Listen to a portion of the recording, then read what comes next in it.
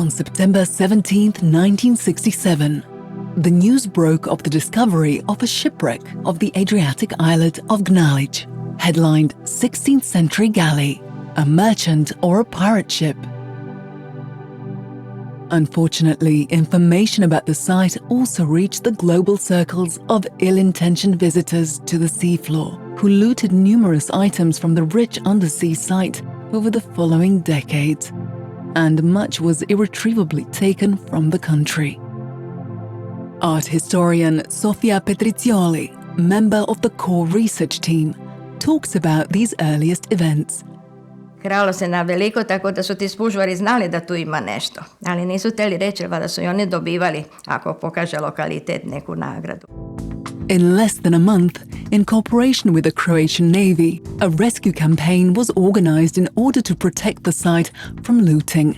It was led by Professor Ivo Petrizioli from the Faculty of Humanities and Social Sciences and Ksenia Radulic from the Cultural Monument Protection Department, both in Zadar. Ja sam bila zadužena da u Zadru primam materijal. I one ekipe su tamo, moj muž i Ksenija, su bili na terenu i onda su brodovi dovozili do Zadarske rive i onda u naš muzej.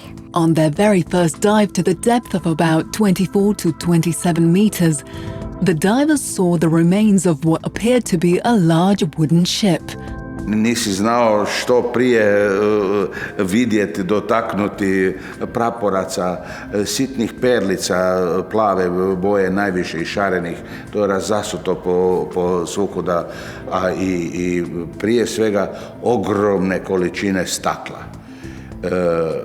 Ogledala, okruglih stakala, pa onda romboidalnih stakala. The site was covered with glass, guns, anchors, huge scattered boxes containing parts of chandeliers and many other objects. To je fascinantno, pogled ti samo bježi, leti, kutije sa britvicama, bačva puna slame i među slamom vidiš brončane svječnjake koje u prvi mah se nije niti dalo prepoznati. Mi smo stara generacija, mogu tako reći, i klasično smo obrazovani. Mi smo učili slikarstvo, skulptura, arhitektura. O umjetnom obrtu niko nam nije govorio. Tako da zapravo ovo što se našlo u Gnaliću bila je 100% nepoznanica za nas. In just 4 days, 7 guns, 2 iron anchors, a large quantity of glass objects, parts of brass chandeliers, and an ironclad wooden chest that attracted the most attention were brought to the surface. Many assumed that the chest was the ship's cash register. But soon after the opening, the excitement of the audience subsided. The chest was full of black mud and apparently did not hold anything of value. Tu je bilo puno radoznalih ljudi, jer oni su svi u gradu, i novinari, ne znam već ko je sve bio, očekivali da je to neka kasa blagajna od kapetana ili nešto tako, i sad su ili nešto crno, počeli smo izvlačiti slamu i smrdljivi neki mulj, društvo se razišlo i onda smo nas, ja, Ksenija i moj muž, počeli to izvlačiti i onda smo vidjeli da je to neki tekstil. Actually, the chest contained a wooden box of weights and a precision scale, 3 linen shirts, 8 woolen caps, and 54 meters of luxurious damask silk. Kad je to došlo kod nas, prestalo je oduševljenje javnosti.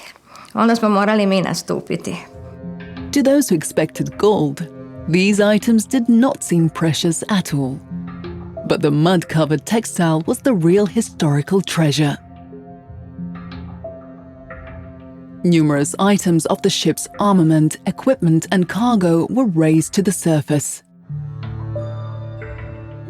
7 bronze guns were recovered that belonged to the ship's armament, 2 of which were marked with 1582 and the initials of Zwane Alberghetti, the famous Venetian caster. This was the first clue to the age and origin of the ship. In October 1582, Pope Gregory XIII decreed that 10 days be skipped when switching from the Julian to Gregorian calendar. Although Italy was among the 5 countries that adopted the new calendar system, the hassle that this decision created lasted for decades.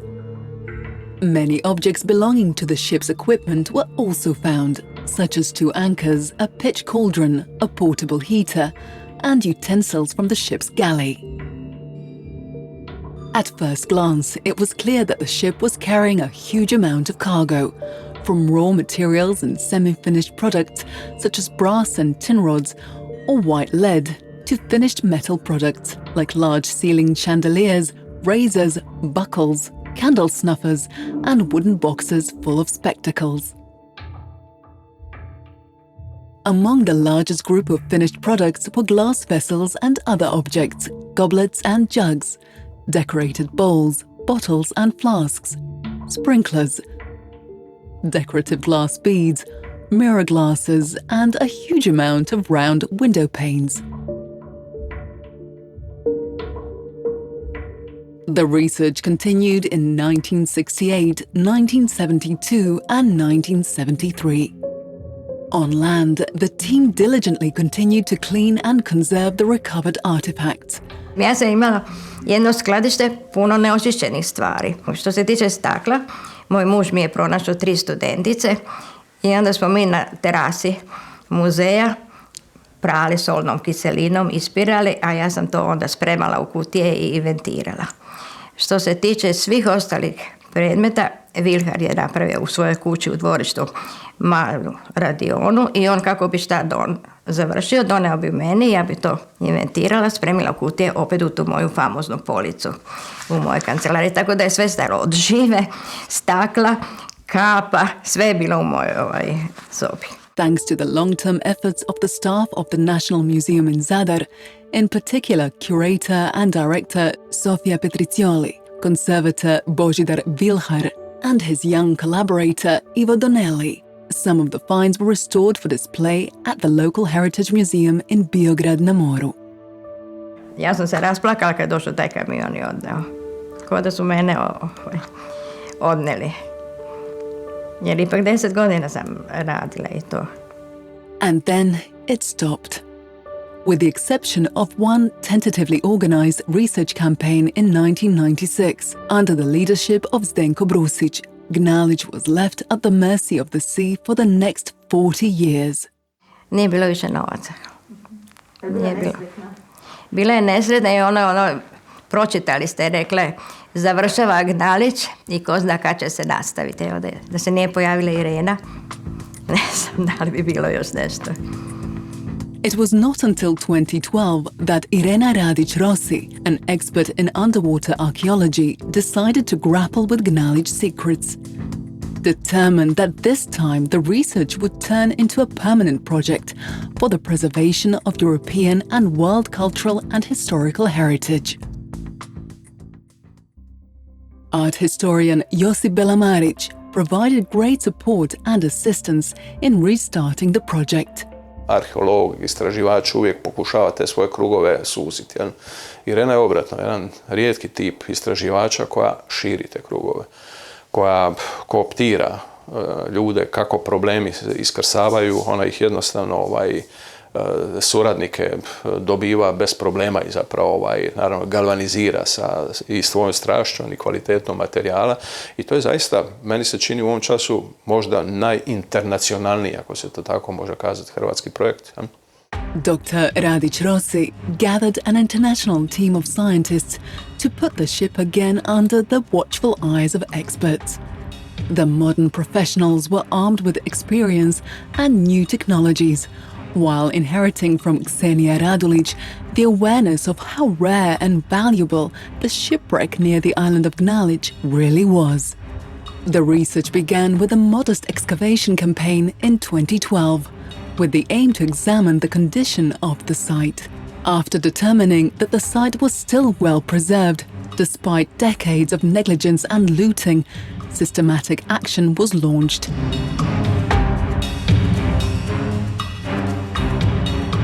We were fully aware of the fact that despite the rescue research conducted in 1960s and 1970s, when a lot of items from ship equipment and cargo came to light, there was still a real treasury of data on late Renaissance shipbuilding, seafaring, and trade waiting for us on the seabed.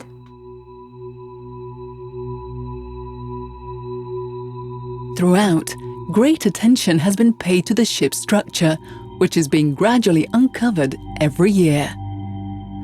We are recording every nail hole and every fastening and every scarf, and because we would like to know how they were built. That's the ultimate purpose of this, the nerdish part of archaeology, the nuts and bolts. Then we have the history. To date, the stern of the ship has been explored, forward to approximately the ship's middle. Last year, the excavation reached the level of the first deck. Everything has been documented in detail, and a researcher from Japan, Dr. Kotaro Yamafune, is in charge of keeping the photogrammetric documentation. Fortunately, we have a lot of timbers left. So this shipwreck will be the kind of game changer. So after we finish this excavation, I don't know how long will it take, maybe 10 years, but we will know what is going on with Mediterranean 16th century ship construction. So I'm so excited. Every year, new finds emerge, and who knows what else awaits archaeologists under the sea. It's a very organic thing, and we would love to have a good idea of these inhabited machines that would go around the Mediterranean, carrying dreams and ideas. And it's not just the silk, and it's also the people, and it's also the relations between these two worlds, you know, the Ottoman Empire and then Venice, and not just Venice, the Venetian network of traders. It's very interesting. And the house in which they were all confined, the floating little village, is there for us to now reconstruct. There is still a lot of work to be done. For example, 72 types of variants of glass beads have been recovered, requiring painstaking study. Many groups of finds still require accurate study. What the experts have learned so far is only a small tip of the iceberg. Finding a ship like this is really a rare discovery. But finding all the documents which speak about people and events linked to the ship's story is a dream of every explorer. We have two amazing investigators, Mariangela Nicolardi and Mauro Bondioli. They are doing an outstanding job. They have already collected an enormous amount of information, not just on the shipwreck and the history around it, but also all the people in the network. Meanwhile, while the team is working diligently in the field, Mauro Bondioli and Mariangela Nicolardi began their own excavation in the Venetian archives, recreating from multiple documents the ship's complex historical story. Irena Radic Rossi ha pensato di mettere nel team anche dei ricercatori che appoggiassero, oltre alla ricerca archeologica, anche la ricerca d'archivio. Ormai in 5 anni, quasi 6 anni di ricerche, siamo riusciti a ricostruire gran parte della storia di questa nave. Although we are irresistibly attracted to the objects found at the shipwreck site, what gives a completely new dimension are people whose stories and even destinies are related to the ship Gagliana Grossa.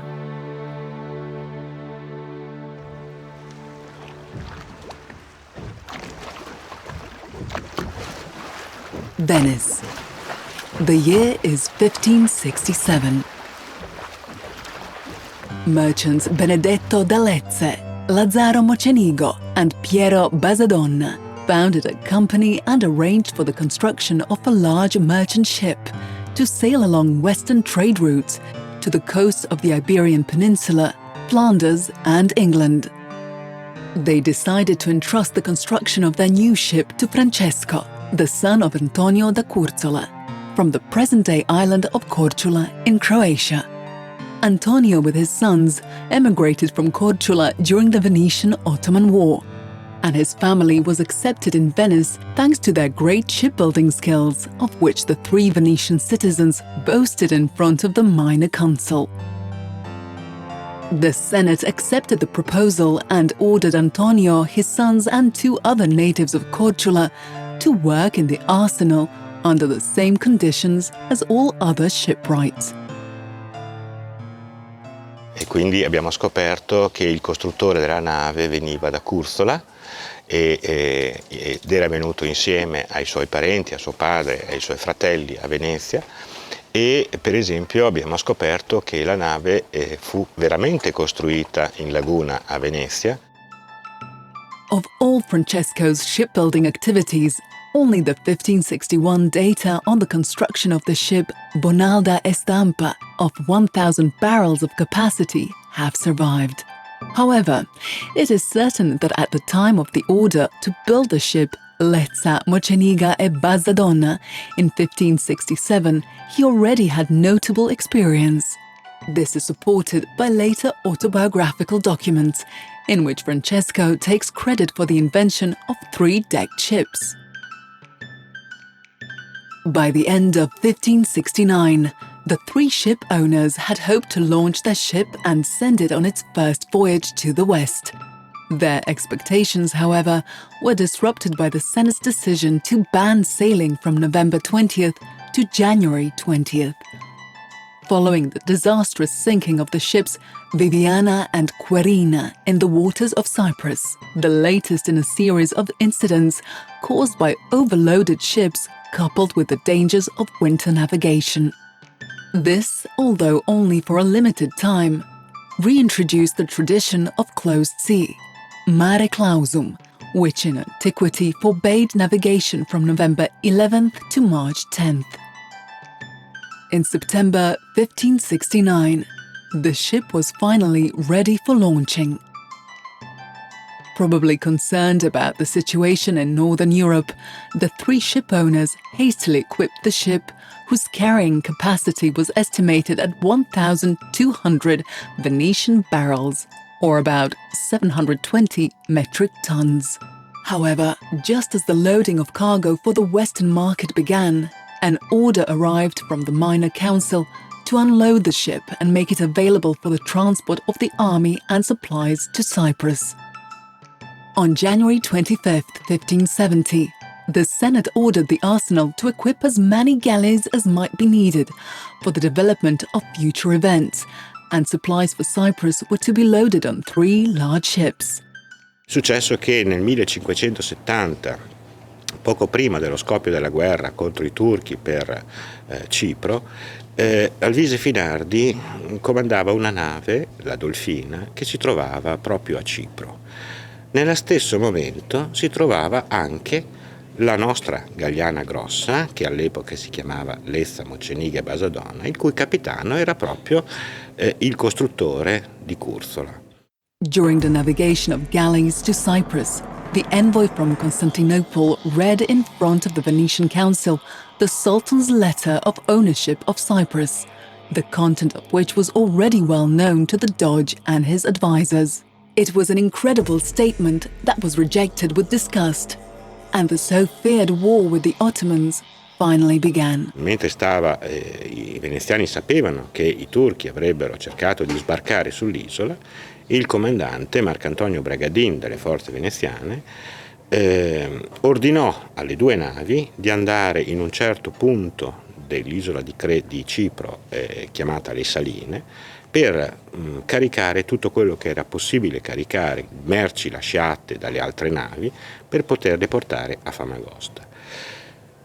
Le operazioni, i 2 comandanti obbedirono, andarono in questo posto, ma alle Saline di Cipro non c'era una guarnigione per poterli difendere e l'equipaggio delle 2 navi aveva paura di essere impegnato nelle operazioni di carico proprio mentre la flotta turca stava arrivando, e quindi cominciarono a mutinarsi e forse erano d'accordo anche i capitani. In ogni caso le 2 navi non obbedirono completamente agli ordini di Marcantonio Bragadin e anziché portare le merci a Famagosta andarono direttamente a Venezia. A few days later, the gendarmes of the Council of Ten boarded the two ships with an arrest warrant for the two commanders. Alvise Finardi and Francesco da Curzola were accused of disobedience and escape during their stay in Cyprus.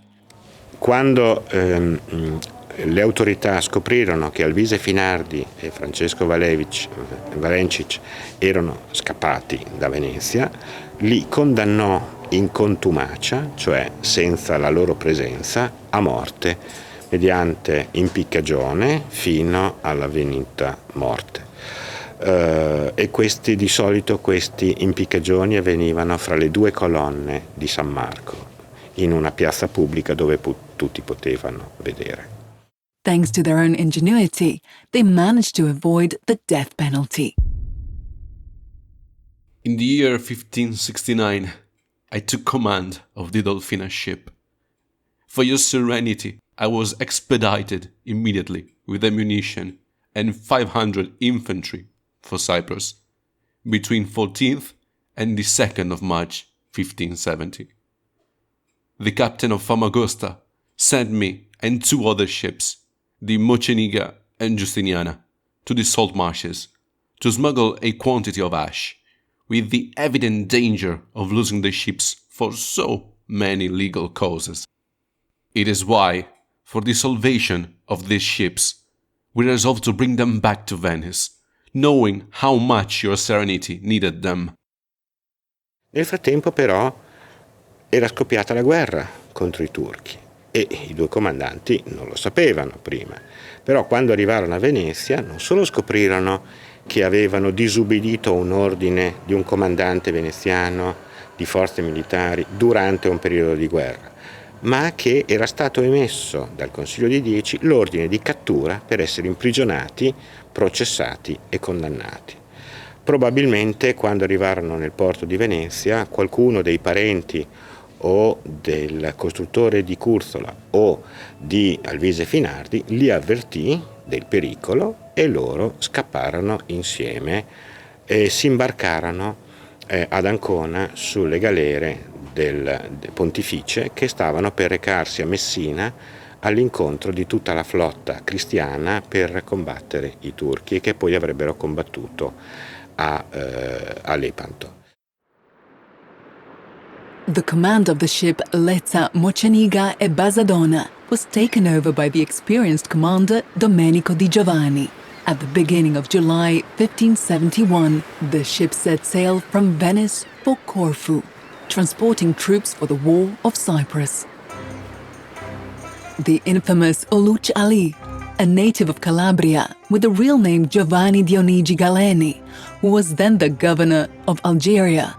The name Giovanni Dionigi Galeni, assumed after he converted to Islam, circulated in Europe in many different forms. Uluc Ali, Uc Ali, Luc Ali, Oc Ali, Uluc Ali, among the many others. These were all mispronunciation of Uluj Ali, that meant Ali, the Christian renegade. Uluc Ali attacked the ship on July 21st, 1571. Despite the numerical superiority of the Ottomans, the Venetians, with heavy losses, successfully repulsed as many as 3 attacks and killed part of the enemy troops. The Ottomans finally defeated them and Uluc Ali captured the ship.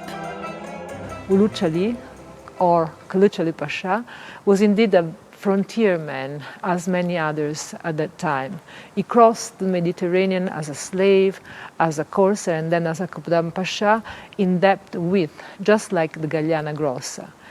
And he remained in between these two worlds that, although seemed to be in continuous conflict with each other, did not stop to constantly and osmotically communicate. Just a few months before one of the greatest naval battles of the 16th century took place, the Lezza, Moceniga e Basadonna had fallen into Ottoman hands. At that time, Pope Pius V had been working tirelessly on the alliance of Christian forces in the Mediterranean. In 1571, the Holy League was founded, an alliance of Mediterranean countries with one goal: stopping the Turkish expansion. The battle was of such magnitude that almost the entire Mediterranean civilization took part in it. Even the Spanish writer Miguel de Cervantes participated. His own ship Marquesa was an integral part of the Holy League's fleet.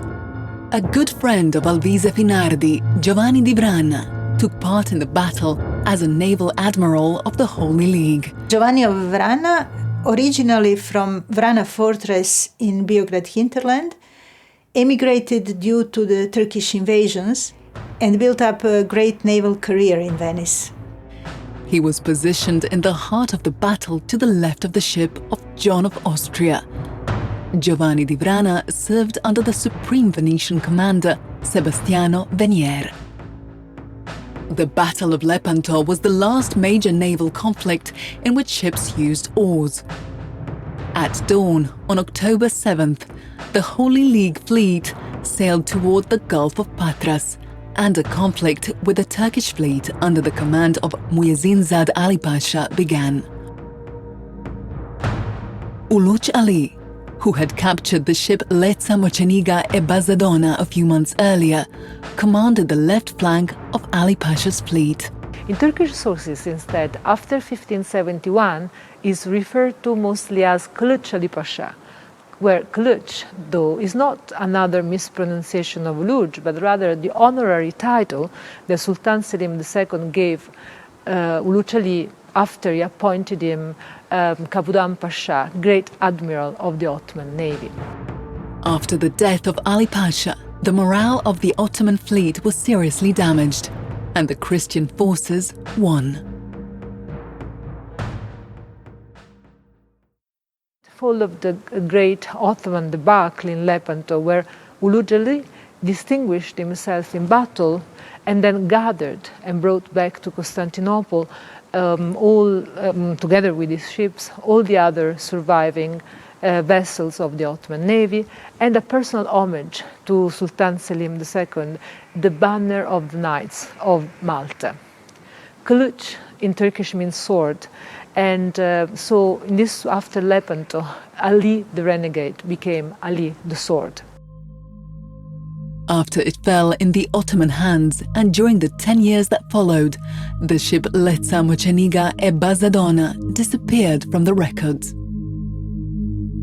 The new owner, Uluç Ali, who was elevated to the prestigious post of Kabudan Pasha, a Grand Admiral of the Ottoman Navy, after the Battle of Lepanto, probably docked the ship in the port of Valona in order to repair the extensive damages that happened during the capture.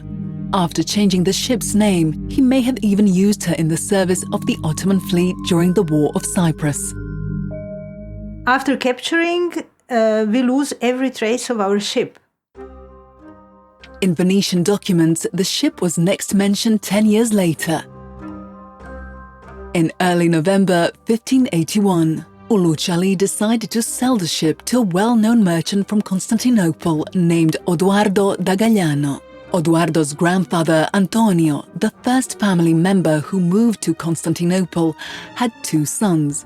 Benedetto was engaged in trade and banking in Pera, the European part of Constantinople in the Galata district, where the Genoese community was situated in the Middle Ages. He maintained close ties to the Ottoman court. His brother Domenico left the family home and settled in Venice to create a solid foundation for family affairs. During his 30-year career, Domenico acquired enviable wealth and reputation and became a member of the prestigious lay fraternity Scuola Grande di San Rocco. Benedetto's son, Odoardo from Constantinople, ran a regular business with his uncle Domenico in Venice.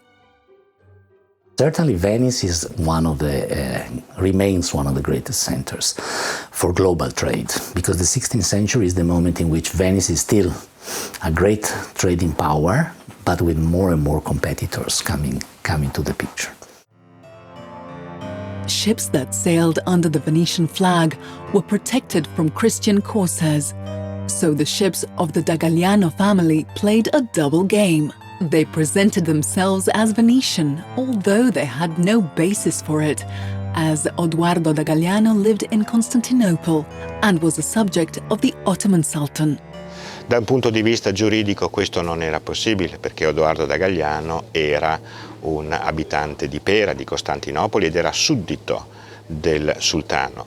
Però lui avanzava la pretesa che la nave rimanesse veneziana perché lo zio abitava a Venezia e quindi disse: io l'ho comprata per mio zio che è abitante di Venezia.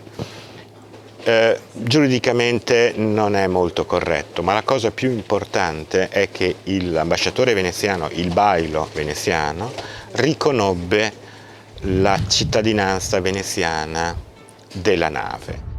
This would probably have remained undiscovered if not for an incident in 1581, in which Tuscan pirates attacked and looted the ship Gagliana e Turiglia, also owned by the da Galliano family. Not having the right to attack Venetian ships, the Tuscan authorities were required to return illegally seized goods, but the Tuscan Duke demanded a thorough investigation. The investigation showed that the ship's owner was not Domenico da Galliano from Venice, as had first appeared, but instead was his nephew, Odoardo from Constantinople. Thus the Venetian origin of the ship was unconfirmed. The Grand Duke received the information about the true origin of the ship directly from Venice. His spies, obviously very well infiltrated into the Venetian public offices, informed him that the ship had not been entered into any official book of Venice. And the Grand Duke personally informed the deputy about the impossibility of restoring the stolen goods, as in that case he would have to admit the mistake of his admiral, who in that case would have to be beheaded. When the deception was revealed, Odoardo was compelled to protect his reputation, and thereby also his future business. He thus acquired a genuine Venetian ship, even though it was 10 years old, the Lezza Moceniga e Basadonna, which had been captured in the summer of 1571 by Ulucciali, who still held it. Nel novembre del 1581 Odoardo da Galliano comperò la nave che un tempo era stata nominata Lezza Moceniga e Basadonna da Ulucciali. In the spring of 1582, the ship formerly known as the Lezza Moceniga e Basadonna, rechristened as the Gagliana Grossa, sailed toward Venice for the first time. The name Gagliana referred to its new owner, while the adjective Grossa indicated that the ship had a high deadweight of 1,200 Venetian barrels, or roughly 720 tons. The new captain of the ship Gagliana Grossa becomes Alvise Finardi, whom we already know from the previous stories. By the second half of the 16th century, the usual ships that carried the most precious materials, the most valuable, were the galleys, because they could be protected very well. They were fighting machines, even if they were carrying goods. There is a growth in piracy in the Mediterranean, with also the English and other pirates attacking the Venetian ships. And so the Venetians decide to shift totally to the so-called round ships that are bigger, manned by less people. There could be only 40, 50 people on board, but they can take a lot of artillery and so defend themselves much better. The ship was in poor condition and stripped of its original armaments, so the new owner repaired it and re-equipped it with guns. Nel 1582 vennero fusi dei nuovi cannoni e messi a bordo di questa nave che abbiamo ritrovato come cannoni e fusi appunto del 1582 da Alberghetti. La nave poi ritornò a Costantinopoli e in un secondo viaggio andò a Venezia. In the early 1580s, amid escalating tensions with the Ottoman Empire, the status of Venice became increasingly uncertain as attacks became more frequent. On the other side, after the death of Suleiman I in 1566, the golden age of the Ottoman Empire ended. During the reign of Suleiman I, Known as Suleiman the Magnificent, the Ottoman Empire had reached the peak of its power. But in the hands of his successors, the status of the Ottomans became uncertain. Suleiman's son, Selim II, managed to maintain the empire, while Suleiman's grandson, Murad III, was better known for his private life and harem than as a successful statesman. On May 24, 1583, Bailo Giovanni Francesco Morosini, Venetian ambassador in Constantinople, sends an encoded message to the Venetian Senate ordering 5,000 window panes for the reconstruction of the old palace of Murad III. While the harem quarters at the Topkapı Palace were under reconstruction, a disastrous fire broke out at the old palace in April 1583, and the royal family was forced to move out even further. In May 1583, the Venetian Balio in Istanbul, Francesco Giovanni Morosini, notified the Venetian Senate about this fire, which destroyed the old harem of Murad III. At the Sultana's orders, fires were lit to dry the walls of the recently constructed baths, but the slave women tending them lost control of the flames, so a destructive fire broke out in the old palace. Sultan Murad III immediately engaged all craftsmen in Constantinople in order to restore it to all of its original glory. 3 weeks later, Morosini notified the Senate about a request for 5,000 pieces of round window panes, which were going to be used for the restoration of the old harem quarters. One of the confirmations that the ship Gagliana Grossa lies on the Gnalij seabed came through the information about the loading of window panes onto the ship, in order to deliver them to the Grand Vizier of Sultan Murad III. This fully corresponded to the situation found at Gnalij in 1967 and the incredible amount of round glass panes scattered throughout the site. It's a fantastic, I think, representation of what was going on in trade between Venice and what was coming out of Venice to Constantinople, because you have the chemical materials, many different types. You have metalworks, in some cases imported from Germany or from Central Europe to Venice, and then from Venice to Constantinople. We know that there were these silks, 50 more plus meters of silk, glass. In this respect, diplomatic gifts are one of the most interesting things. Exchange between, actually not between Venice and Constantinople, going from Venice to Constantinople.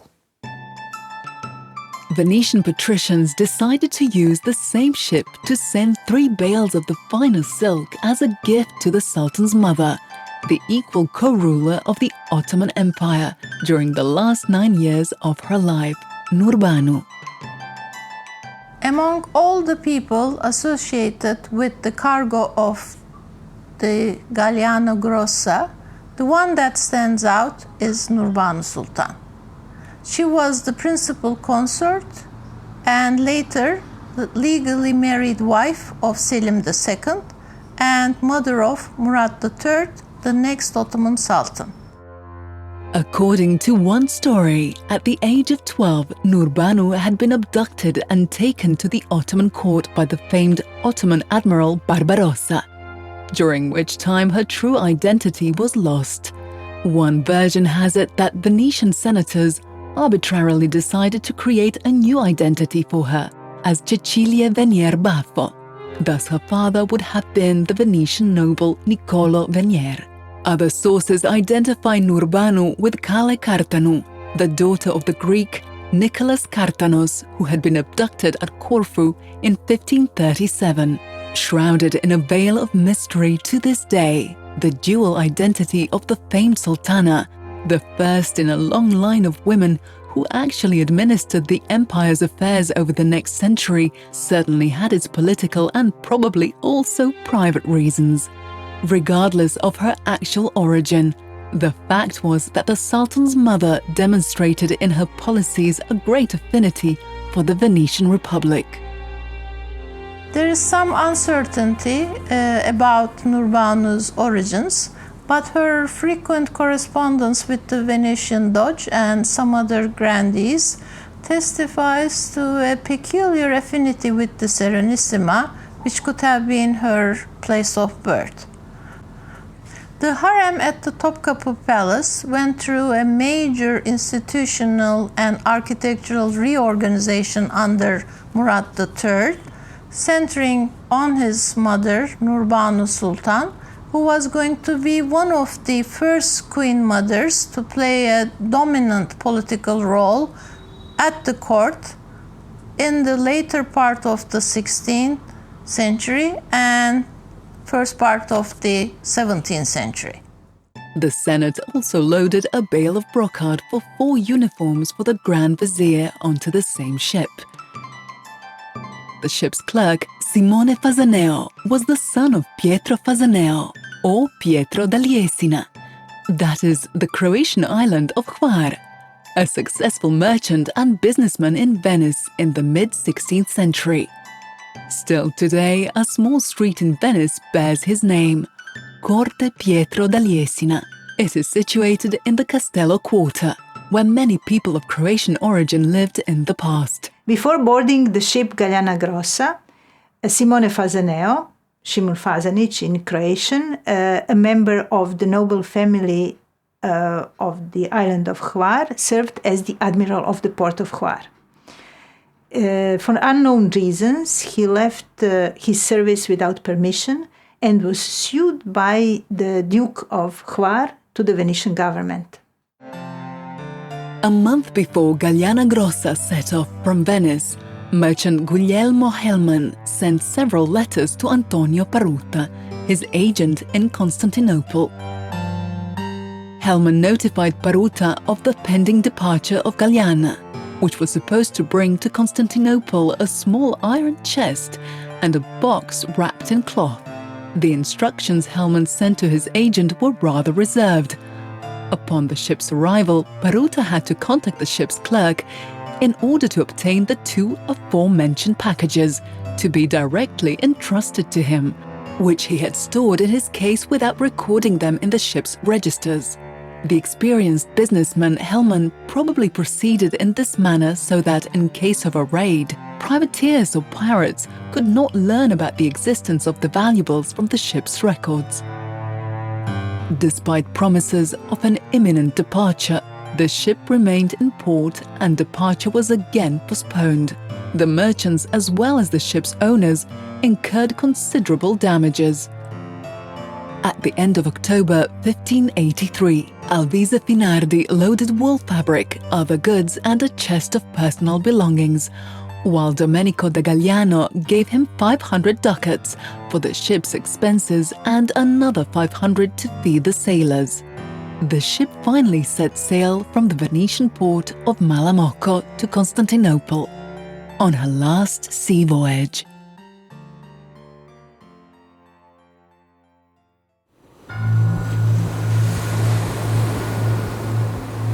Apparently, the winter of 1583 was extremely dangerous.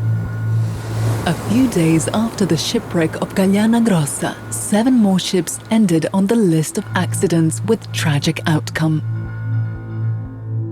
Bailome Rossini commented that irresponsible traders should learn to stay away from sailing in the heart of winter at their own expense.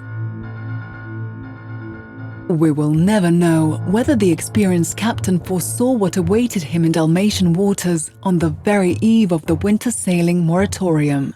Similarly, it will probably remain unknown what threatened the heavily laden ship on its overseas voyage. But it is certain that already on November 9th, the heralds of the Venetian Republic declared the horrible news from the stone podium on the Rialto Square. The Gagliana Grossa had sunk. There was a rumor that Gagliana Grossa sank near the island of Murter, but several miles to the north in the direction of Zadar.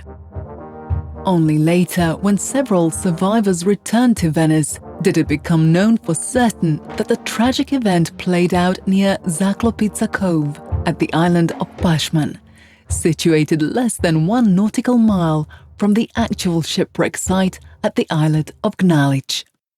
What caused the shipwreck of Gagliana Grossa remains a mystery. Maybe it was caught in a storm, or a fire broke out aboard the ship. Perhaps it was attacked by corsairs, or the amount of cargo was excessive. How many people died in the wreck remains unknown. But 2 human bones were found during the 1973 research campaign. Fortunately, most of the crew managed to survive the wreck. With the help of 2 lifeboats by oars and sails, they reached the eastern shore of nearby Zaklopica Cove. In the next few days, a meeting of all parties interested in salvaging the ship's cargo was convened. Di solito quando una nave veneziana affondava a Venezia si formava subito un gruppo di persone interessate nel naufragio e quindi gli assicuratori che avevano assicurato le merci dei mercanti, oppure gli stessi mercanti o altre persone che invece avevano caricato a bordo le loro merci senza assicurarle. A certain Piero della Moneta was charged to organize the salvage operation that would save anything that could be recovered from the sunken ship.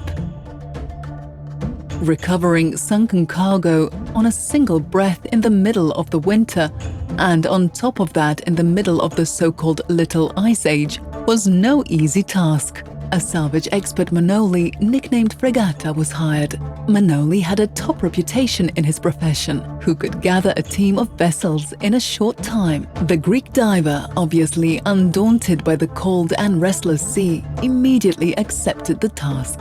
His best motivation was the pledged 1/3 of the value of the salvaged goods, and the rumors of precious items stored in the clerk's chest. Si potrebbe immaginare che determinate merci deperibili, come per esempio tessuti, potrebbero non aver avuto nessun valore una volta che le merci erano naufragate in una nave.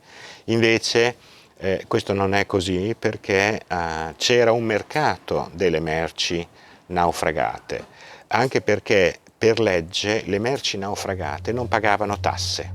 At the end of December, Manoli and his team managed to break into the clerk's cabin and uncover what was far more interesting than a mass of fabric soaked in seawater. In the course of the dives at the end of 1583, Manoli Fregata and his men retrieved the clerk's chest. It contained several sacks full of coins, a small iron chest, and a box wrapped in cloth. When the lead seals were broken, it became clear that Hellman had entrusted to the clerk jewelry, pearls, diamonds, and emeralds of value that far surpassed the sum, which formed the basis for the deal struck by Manoli Fregata and Piero della Moneta as compensation for salvaging the sunken cargo. E allora Manoli Fregata disse: le cose qui non sono come prima, adesso io voglio più soldi, perché c'è una legge del mare antica che dice che quando tu trovi qualcosa in mare tu hai diritto a 1/3 del valore. E allora lui pretese per quei soldi e per quei gioielli che aveva trovato 1/3 del loro valore. E questo creò dei grossi problemi ai mercanti di gioielli che avevano caricato a bordo queste pietre preziose. E quindi dopo una disputa effettivamente Manoli Fregata venne ricompensato con una grossa somma di denaro per aver recuperato i gioielli. After inventorying all of the valuables, the notary public appointed 2 expert jewelers who determined their value to be 7,243 ducats. This was almost twice the amount claimed for insurance before the ship left for Constantinople. During March, the owners got their precious stones back, and Manoli received the reward of 3,100 ducats for the goods saved from the chest of the ship's clerk. And if you think that, the Cadoro on the Grand Canal, which is one of the greatest palaces in Venice, cost 8,000 ducats. So you get a sense.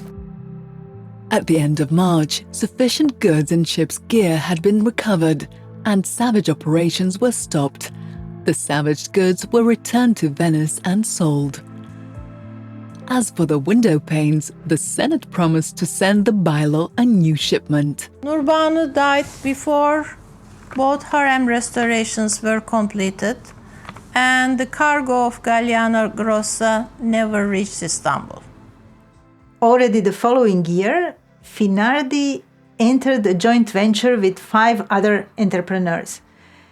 He founded a company and became the captain of another merchant ship. Alvise Finardi died in 1587 and was buried in the church of San Giuseppe di Castello in Venice, alongside his great friend Giovanni di Vrana. The shipwreck eventually fell into oblivion, and with it, the hope that the rest of the cargo and the ship would ever be recovered.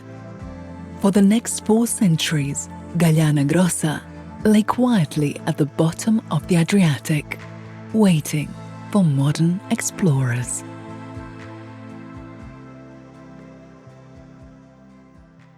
Le merci, abbiamo calcolato che tra le merci che hanno diversa origine, i personaggi coinvolti in questa storia, abbiamo un coinvolgimento di circa una ventina di paesi. To je, kažem vam, 16. 17. stoljeće gdje ta materijalna kultura je bila sasvim nepoznata.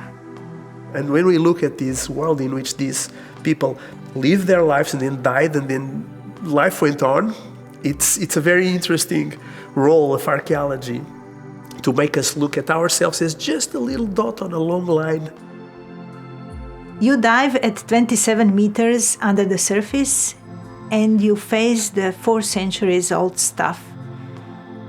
You start to uncover step by step the archaeological site, and in the same time you start to dig deeply into the archives, discovering the documents that are telling the historical story. Suddenly you realize that everything is intertwined, that everything is inseparable, and that our present actually reflects our past.